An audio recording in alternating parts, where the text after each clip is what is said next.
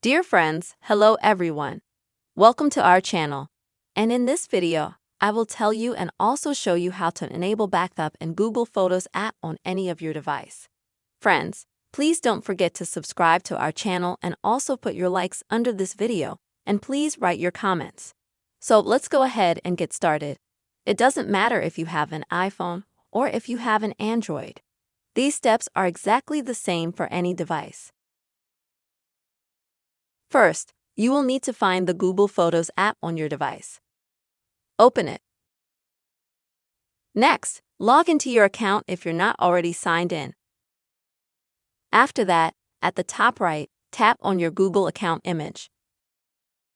And here you will see the backup option. Next, click on Enable Backup. Now you can choose the quality with which your image as well as video will be saved. You can also select the option to save only through Wi-Fi and click Continue. Now you can see that you have started the process of copying all your data to your device.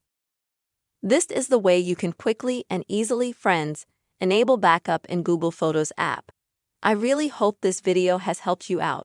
Please don't forget to subscribe to our channel, give us likes and comments. Bye-bye to you all, friends.